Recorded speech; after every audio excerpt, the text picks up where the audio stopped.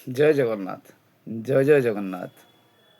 ସାରା ଓଡ଼ିଶାବାସୀଙ୍କୁ ଗୋଟେ କଥା କହିବି ମୁଁ, ଯଦି ଆପଣ ବୁଝିପାରିବେ ତାହେଲେ ଭଲ କଥାଟିଏ। ଜଣେ ଗୁରୁ ଲେଖିଥିଲେ, ଆଜ୍ଞା ଜୀବନରେ ଆଜ୍ଞା 100ଟା ଭଲ କାମ କର,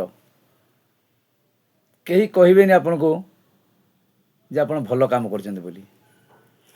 100ଟା କାମ ଭିତରେ ଯଦି ଆପଣଙ୍କର ଗୋଟିଏ ଖରାପ କାମ ରହିଲା, ତାହେଲେ ସେଇ ଗୋଟିଏ ଖରାପ କାମ ଭିତରେ ସମସ୍ତେ ସେଇ କଥାକୁ ହିଁ ଲୋକେ କହି ଚାଲିଥିବେ। ସେଇଥିପାଇଁ ମୁଁ ଗୋଟେ କଥା କହୁଛି, ଶୁଣନ୍ତୁ। ଜନ୍ମରୁ ଜୁଇ ଜୀବନଟା ହାଏ, ଜନ୍ମରୁ ଜୁଇ ଜୀବନଟା ହାଇ, ଏଠି ସମ୍ପର୍କର ମୁଖ ସାକ୍ଷୀ। ବୁଝିପାରିଲେ ତ? ଜନ୍ମରୁ ଜୁଇ ଜୀବନଟା ହାଇ, ତାହେଲେ ଜନ୍ମରୁ ଜୁଇ ପର୍ଯ୍ୟନ୍ତ ଖାଲି ସମ୍ପର୍କଟା ହେଉଛି ମୁଖ ସାକ୍ଷୀ। ଥକି ପଡ଼ିବୁନି ପ୍ରଶ୍ନ ଶୁଣୁଥିବୁ, ଏ ମଣିଷ ଜୀବନଟା ଏ ଆଜ୍ଞା। ଥକି ପଡ଼ିବୁନି ପ୍ରଶ୍ନ ଶୁଣୁଥିବୁ, ବୁଝିବା ଆଗରୁ ଆଖି।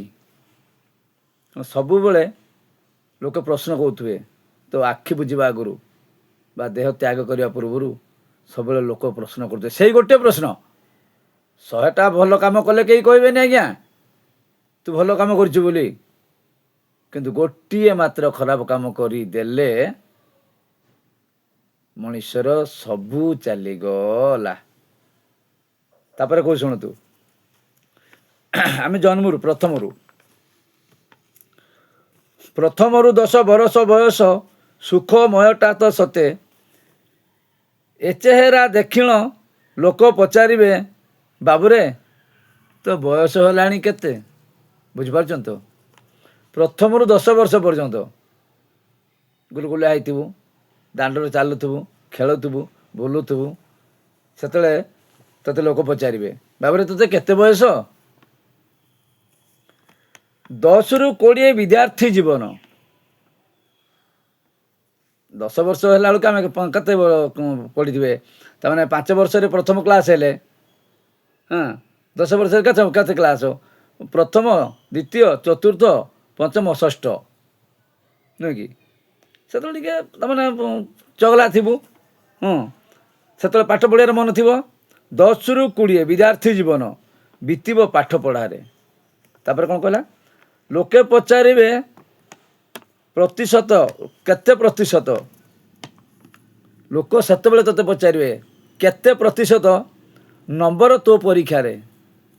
କିରେ ବାବା, ବର୍ଷକୁ ବର୍ଷ ଲୋକ ତୋତେ ସେମିତି ପଚାରୁଥିବେ, କିରେ ବାବା ପରୀକ୍ଷା ଦେଲୁ, କେତେ ପ୍ରତିଶତ ନମ୍ବର ପାଇଲୁ? ତାପରେ ଶୁଣନ୍ତୁ, 300ରୁ 300 ପ୍ରଶ୍ନ ବାଣରେ, 3ରୁ 300 ପ୍ରଶ୍ନ ବାଣରେ ଘାଇଲା କରିବେ ତୋତେ, ଚାକିରି ବେପାର କେତେ କରିଅଛୁ, ରୋଜଗାର ତୋର କେତେ? ବୁଝିପାରିଲେ? ତାପରେ 30 ଡେଇଁବୁ, 40 ଛୁଇଁବୁ, ହାତକୁ 2 ହାତ ହବୁ।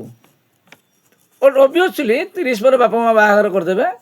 30, 35, 38, 40 ତ ଛୁଉଁନି ଆଜିକାଲି ଛୁଆ ଆଜ୍ଞା 25 ବର୍ଷରୁ ଲଭ୍ ମ୍ୟାରେଜ୍ କରି ବାହା ହେଇଗଲେଣି। 22 ବର୍ଷ, 18 ବର୍ଷ, 20 ବର୍ଷରୁ ଲଭ୍ ମ୍ୟାରେଜ୍ କରି ବାହା ହେଇଗଲେଣି। ଛାଡ଼ନ୍ତୁ ସେ କଥା, କହିଲେ ଅଧିକା ହେବ। 30 ଡେଇଁବୁ, 40 ଛୁଇଁବୁ, ହାତକୁ 2 ହାତ ହବୁ, ଲୋକ ପଚାରିବେ ଘରଣୀ କେମିତି, ପିଲା ଛୁଆ କେତେ ବାବୁ? ବୁଝିପାରିଲେ ତ? ଲୋକ ଖାଲି ପଚାରି ଚାଲିଥିବେ। ଆପଣ ଷ୍ଟ୍ରଙ୍ଗ ରହିଲେ ବି ଲୋକ ପଚାରି ଚାଲିଥିବେ। ଲୋକଙ୍କ କଥା କହୁଛି ମୁଁ ଆଜ୍ଞା।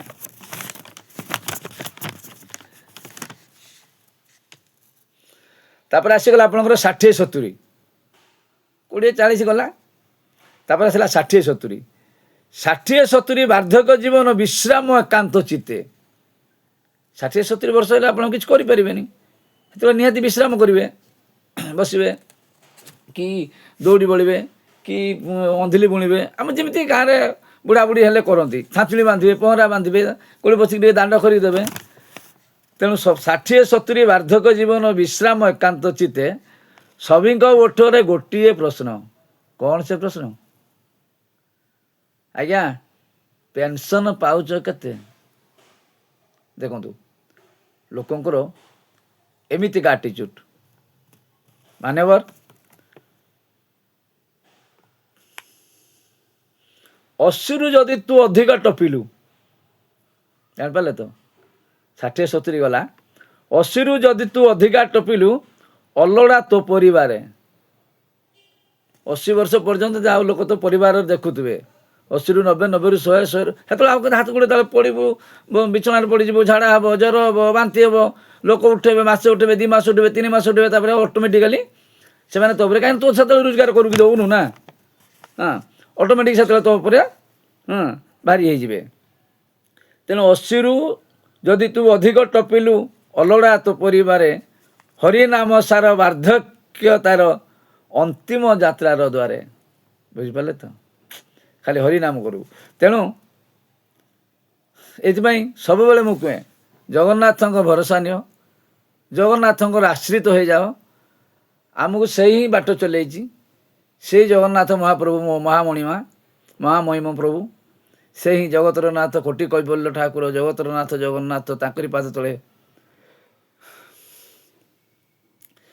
ଭାବ ବିହଳ ହେଇଗଲି ଆଜ୍ଞା।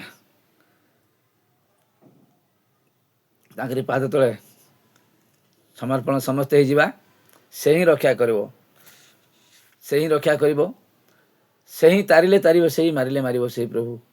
ନୀଳାଚଳ ନିବାସାୟ ନିତ୍ୟାୟ ପରମାତ୍ମନେ ବଳଭଦ୍ର ସୁଭଦ୍ରାଭ୍ୟାଂ ଜଗନ୍ନାଥାୟ ତେ ନମଃ। ତେଣୁ ଯେତେବେଳେ ଲେଖିଲା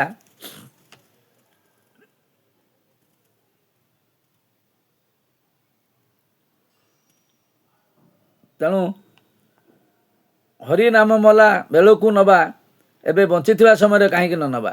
ସେ କହୁଛି ସେ କଥା। ଯଦି ଆମେ ମଲା ବେଳକୁ ହରିନାମ ନବା, ମୁଁ କହିଲି ନା ଟିକେ ପୂର୍ବରୁ, ତାହେଲେ ବଞ୍ଚିଥିଲା ବେଳେ କାହିଁକି ନ ନବା ହରିନାମ? ତେଣୁ ଆସନ୍ତୁ ସମସ୍ତେ ଟିକେ ତାଳି ମାରି ଠାକୁରଙ୍କୁ ହରିନାମ ନବା, ସେ ଠାକୁରଙ୍କ ନାମ ନବା। ବୁଝିପାରିଲେ? ଗୋଟିଏ କଥା ମୁଁ ଆପଣଙ୍କୁ କହୁଛି, ସବୁବେଳେ ଠାକୁରଙ୍କ ନାମ ନବା। ସେଇ ପାରି ହବୁ ଯଦି ଏ ଭବ ସାଗରୁ, ହରି ହରି ନାମ ଭଜରେ, ସେ ହରି ଦୟାମୟ ଠାକୁରେ କରୁଣା ବାରିଧି, ରଙ୍କ ରଙ୍କ ନିଧି ଭଜରେ। ଜୟ ଜଗନ୍ନାଥ, ଜୟ ଜୟ ଜଗନ୍ନାଥ।